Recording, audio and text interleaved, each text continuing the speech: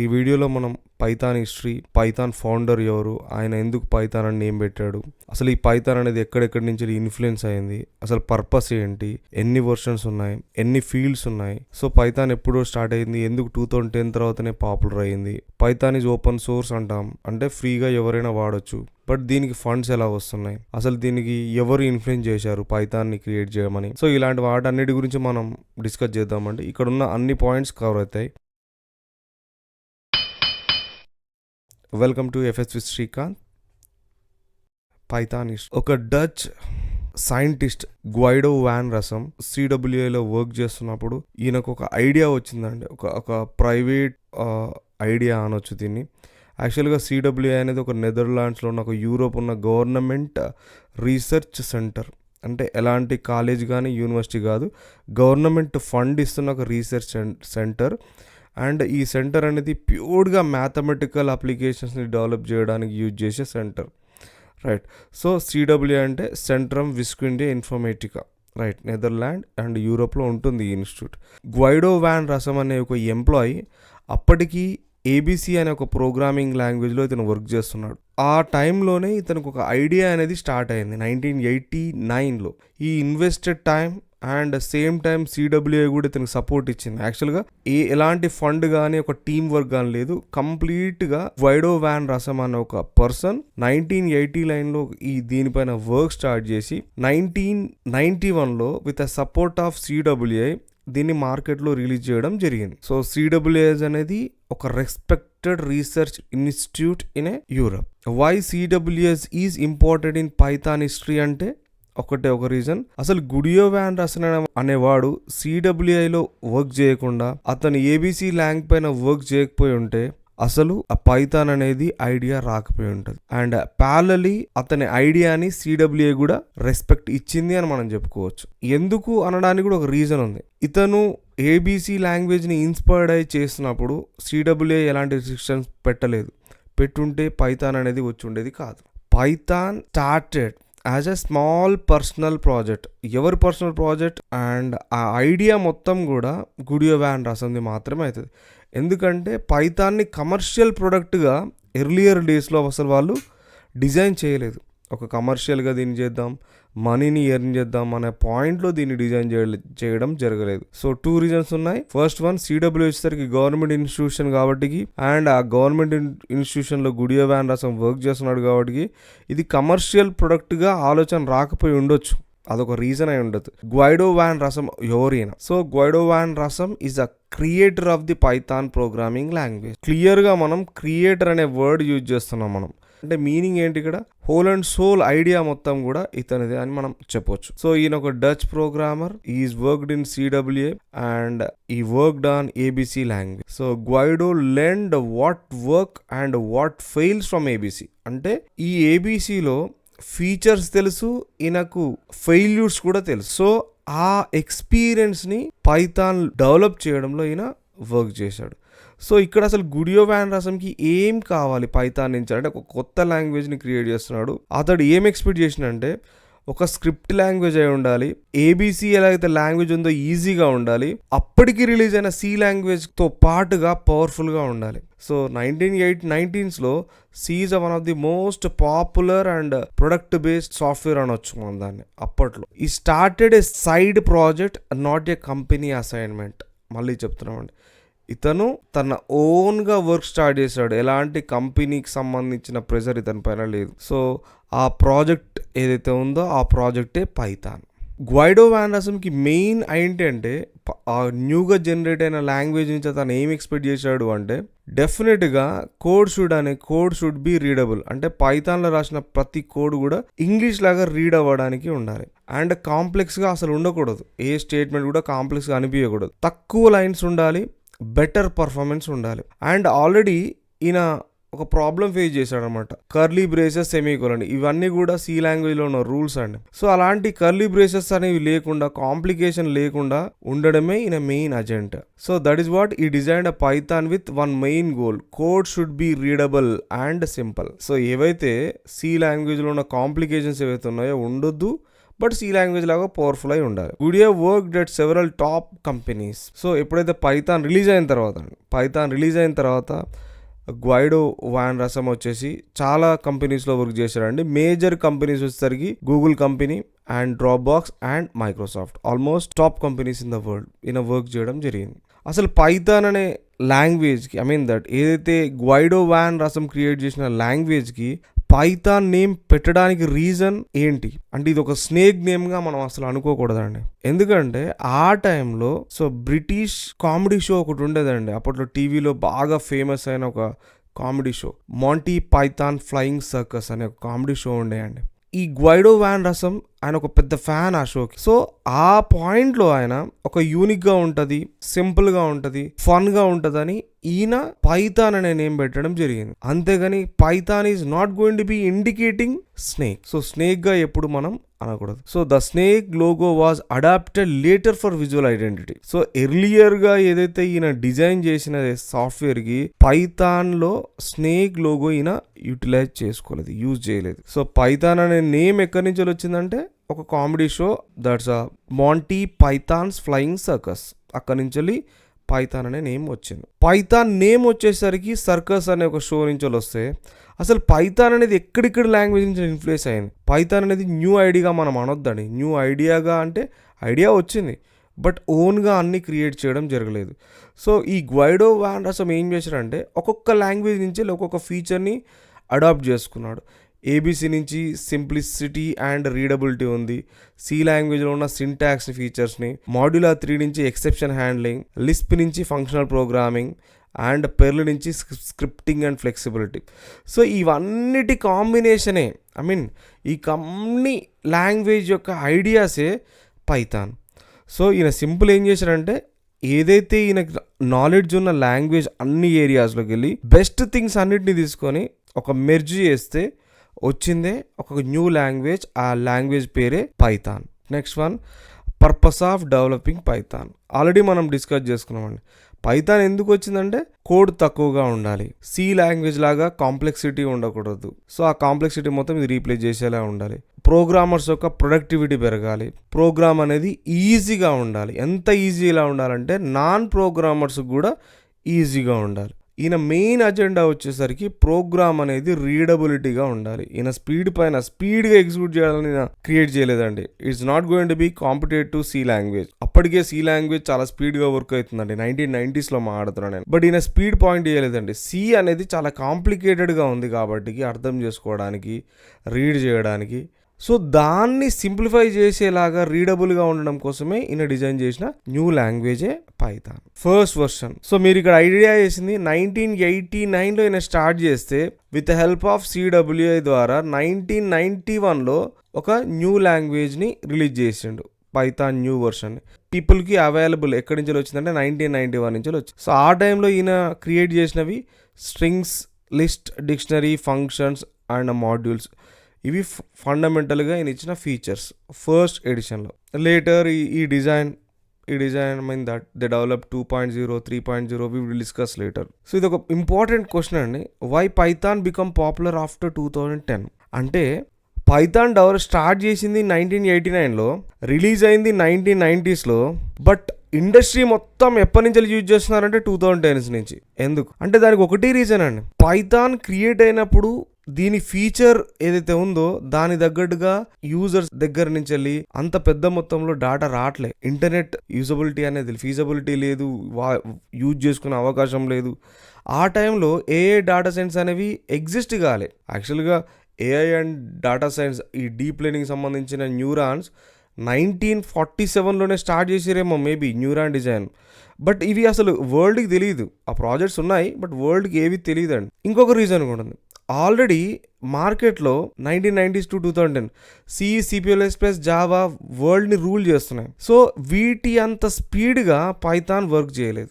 And ఈ 3 లాంగ్వేజ్కున్నవి rule అంటే అప్పట్లో ఉన్న 3 లాంగ్వేజ్ ఏవైతే కమ్యూనిటీ మెయింటైన్ చేస్తుందో, సపోర్ట్ సిస్టమ్ మెయింటైన్ చేస్తుందో పైథాన్ మెయింటైన్ చేయలేకపోయింది.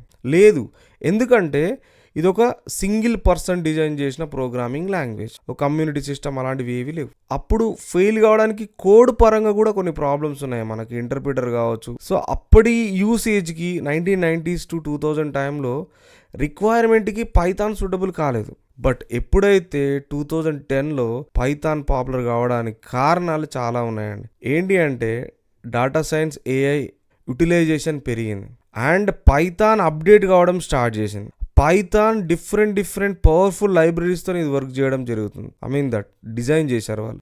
ఎప్పుడైతే పవర్ఫుల్ లైబ్రరీస్ ఉన్నాయో లెస్ కోడ్తో వర్క్ అవుతుంది, అంటే తక్కువ కోడ్తో ఎక్కువ పని చేయడం స్టార్ట్ చేసిందో పెద్ద కంపెనీస్ పైథాన్ని అడాప్ట్ చేయడం స్టార్ట్ చేసింది. And as well as resource ఈజీగా దొరికారు. ఎందుకంటే పైథాన్ అనేది ఒక బిగినర్, ఒక ప్రోగ్రామర్ మీన్స్ ఒక నాన్ ఐటీ పీపుల్ కూడా పైథాన్ని సింపుల్గా నేర్చుకుంటాడు, తనకు అర్థమవుతుంది. ఎందుకు అర్థమవుతుంది అంటే ఇది ఒక టెక్స్ట్ బుక్ లాగా ఉంటుంది. ఇంగ్లీష్ వస్తే వాడికి ఏం జరుగుతుంది అనేది ఒక ఐడియా వస్తుంది. సో అది ఒక రీజన్ అండి. అండ్ ఏదైతే 1990s లేదో, కమ్యూనిటీ లేదో, and they build the community Python. Now Python is a huge community support, right? So ఓవరాల్గా చెప్పాలంటే timing, technology growth made Python popular. Technology popular కావాలంటే కొన్నిసార్లు టైం కావాలి. పైథాన్ 1999లో డెవలప్ అయింది, బట్ వరల్డ్ రెడీగా లేదు పైథాన్ని యూటిలైజ్ చేసుకోవడానికి. పైథాన్ని మనం యూజ్ చేయడానికి మనకు 21 years పట్టింది. నేను ఇండైరెక్ట్గా చెప్తాను, పైథాన్ని ఈ వరల్డ్ యూటిలైజ్ చేసుకోవడానికి 21 years పట్టింది. యాక్చువల్గా Python is a strong language,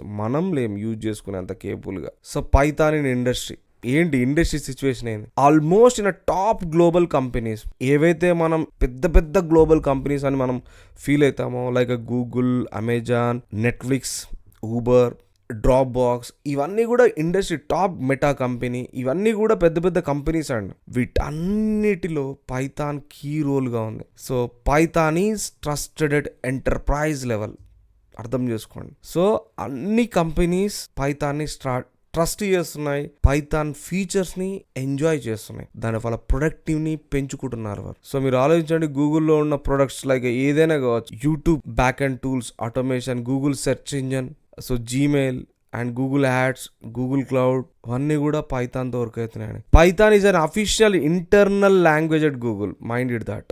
and అమెజాన్లో ఉన్న చాలా క్లౌడ్ సర్వీసెస్ బ్యాక్ ఎండ్లో పైథాన్ యూజ్ చేశారు. యాజ్ వెల్ యాజ్ AWSలో మెజారిటీ సర్వీసెస్ పైథాన్ ఆటోమేషన్ ద్వారా మనం రన్ చేయొచ్చు ఆ సర్వీస్ అన్నిటిని. So that is what Python is heavily used in cloud and DevOps. Right now DevOps and క్లౌడ్లో పైథాన్ వచ్చినోడు తోపండి. అండ్ మనకు ఇప్పుడు ఇన్స్టాగ్రామ్ యూజ్ చేస్తున్నాం, దాంట్లో బ్యాక్ ఎండ్లో జాంగో ఫ్రేమ్వర్క్ వాడుతున్నారు. It's relevant to Python, right? So user feed system కావచ్చు, నోటిఫికేషన్ మనకు రావడం కావచ్చు, ఇవన్నీ కూడా పైథాన్. సో ఒకటి గుర్తుపెట్టుకోండి, Python analyse the millions of rights per day. Just imagine the capability of the Python. ఇప్పుడు మనకు అందరికీ ఊబర్ గురించి ఐడియా ఉంటుందండి. వరల్డ్ వైడ్గా ఊబర్ని వాడుతున్నాం. సో వరల్డ్ వైడ్గా ఉన్న రైట్స్ అన్నిటినీ ఇది హ్యాండిల్ చేస్తుంది పర్ఫెక్ట్గా. Why Python is open source. Again ఇక్కడ ఓపెన్ సోర్స్ అంటే ఫ్రీ ఆఫ్ కాస్ట్ అందరికీ అవైలబుల్ ఉందని అర్థమండి.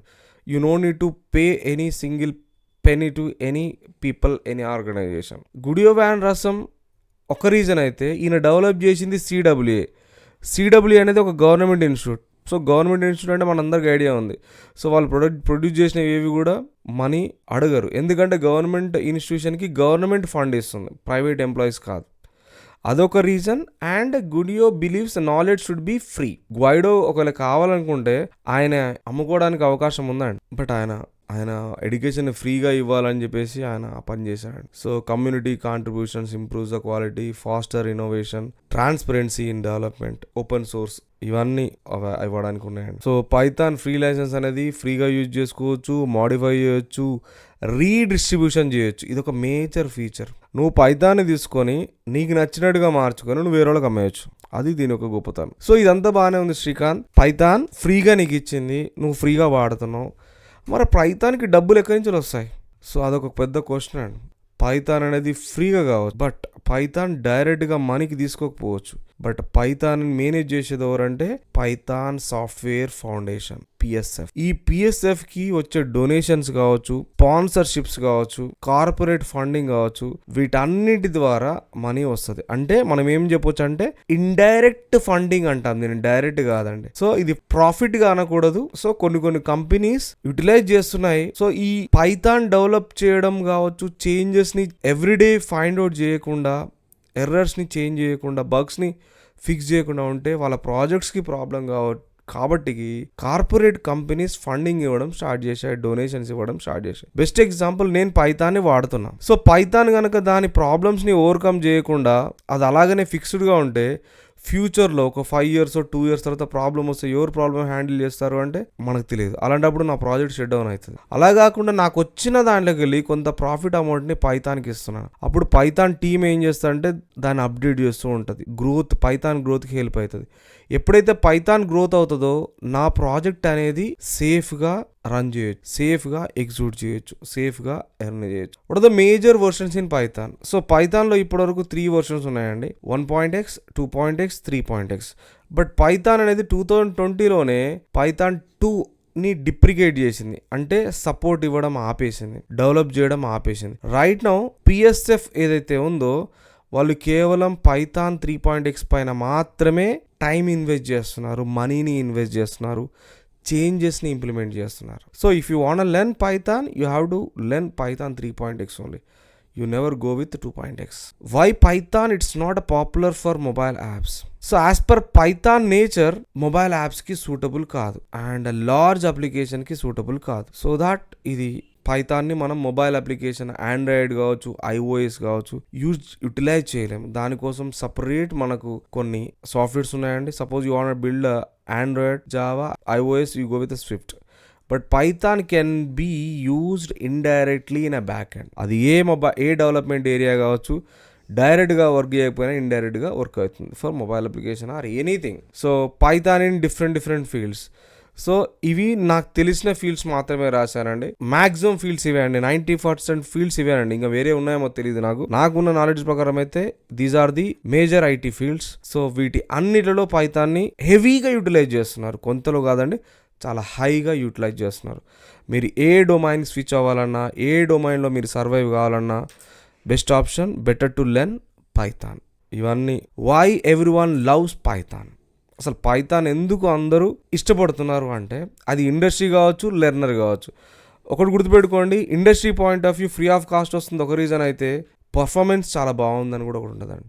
అండ్ యూజర్ పాయింట్లో సింపుల్ ఇంగ్లీష్ లాగా ఉంది ప్రోగ్రామింగ్ లాంగ్వేజ్, తక్కువ కోడ్ రాస్తే ఎక్కువ వర్క్ ఉంది, ఎక్కువ వస్తుంది, హ్యూజ్ లైబ్రరీ సపోర్ట్ ఉంది, ప్లాట్ఫామ్ ఇండిపెండెంట్గా ఉంది, బిగినర్ ఫ్రెండ్లీగా ఉంది, కమ్యూనిటీ సపోర్ట్ ఉంది, ఇవన్నీ ఉన్నాయి. It going to B support for object oriented programming, functionals అన్నీ ఉన్నప్పుడు డెవలపర్కి ఇష్టమవుతుంది, కంపెనీస్కి ఇష్టమవుతుంది. ఒకసారి ఆలోచించండి, కంపెనీస్కి ఇష్టమైతే డెవలపర్స్కి ఇష్టమైనా ఇష్టం కాకపోయినా మనకు జాబ్ కావాలి కాబట్టి నేర్చుకోవాల్సి వస్తుంది. బట్ ఇక్కడ ఈ లాంగ్వేజ్ స్పెషాలిటీ ఏంటంటే people are loves, companies also loves. Why Python for AI and data science? ఎందుకంటే ఫాస్టర్ అవుతుంది, స్ట్రాంగ్ ఉంది, ఈజీగా విజువలైజ్ చేయొచ్చు, పవర్ఫుల్ లైబ్రరీస్ ఉన్నాయి. సో ఏదైతే పైథాన్ ద్వారా వర్క్ చేసిన డేటా సైన్స్ రిలవెంట్ వర్క్ ఉందో దాన్ని జావాతో కూడా మనం బిల్డ్ చేయొచ్చు అండి. But the problem is that పైథాన్లో 25% కోడ్ ఉంటే, దట్ పైథాన్ కోడ్ ఏదైతే ఉందో 100 lines కోడ్ ఉందో, జావాకి వెళ్తే 400 lines రాయాల్సి వస్తుంది. అంటే 75% మనం ఎక్కువ రాయాల్సిన సిచ్యువేషన్ చాలా ఏరియాస్లో ఉందండి. ఇక్కడ తక్కువ కోడ్, హై పర్ఫార్మెన్స్, ఇక్కడ ఎక్కువ కోడ్ ఉంటుంది. సో డెవలపర్స్ ఏది ఎక్కువ రాస్తారంటే తక్కువ కోడ్ని రాస్తారు. అండ్ ఎప్పుడైతే తక్కువ కోడ్ రాస్తామో తొందరగా డెవలప్ చేస్తాం, ప్రొడక్టివిటీ ఎక్కువ పెరుగుతుంది. అఫ్ కోర్స్ జావా కూడా చేయగలుగుతుంది, ఆర్ కూడా చేయగలుగుతుంది.